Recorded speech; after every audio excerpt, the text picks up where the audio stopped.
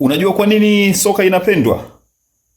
Soka huwa matokeo ya ajabu sana. Al Hilal amepiga pasi 110 tu sahihi dhidi ya pasi sahihi 374 za Mamelodi Sundowns. Lakini Al Hilal ameweza kufunga magoli mawili kwenye lango la Mamelodi Sundowns akipiga mashuti yaliyolenga lango 7. Umeona? Ina maana golikipa wa Mamelodi akifanya saves 5. Wakati upande wa pili Mamelodi akipiga mashuti 3 tu ambayo yamelenga lango na pasi zao 374. Lakini Gianni Glumugisha na Adama Coulibaly wamewapika vilivyo mabeki wa Mamelodi. Unajua wapi walifanikiwa Al Hilal? Walisoma Mamelodi. Waligundua kwamba Mamelodi inapoondoka inapoenda kushambulia, walinzi wa pembeni wote wanaondoka. Kwa kuna mstari anakuwa anabaki kiungo ulinzi mmoja na walinzi wawili wa kati. Wakati Mamelodi anaenda kuvuka ule mstari katikati ya uwanja.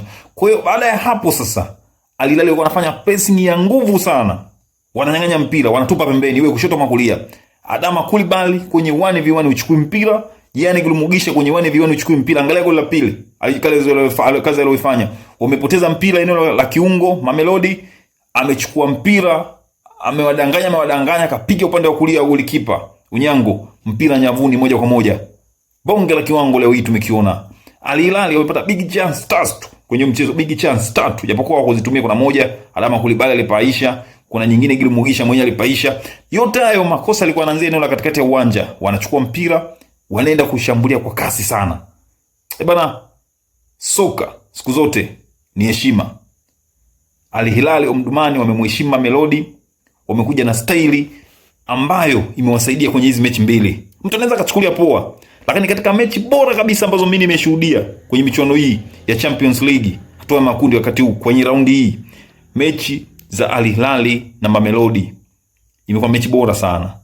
Al Hilal kuna wakati wanakaa nyuma, lakini wakiondoka kwenda kushambulia wanaenda kwa kasi sana. Mwangalie mkongwe Abdelrahman, wameelewa mbinu za mwalimu, kiwango kizuri sana.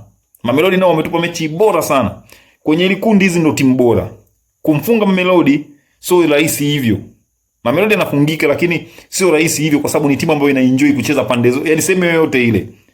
Lakini leo Al Hilal waliusoma vizuri mfumo wa Mamelodi, wamewatungua. Bana, hawa Al Hilal wana bonge la timu. Mechi ya Yanga na Al Ahly wanatakiwa watujibu, lakini hii mechi bora sana tumeshaiona hadi wakati huu. Bana, wale wazee kutengeneza mikeka kama kawaida, link ipo kwenye comment na kwenye bio yangu hapo, iguse, join kule. Maisha mengine yaendelee. Kwenye story nimekuwekea link, kwenye bio yangu nimekuwekea link, gusa tu una join. Bana, Al Hilal na Mamelodi sharp kwao.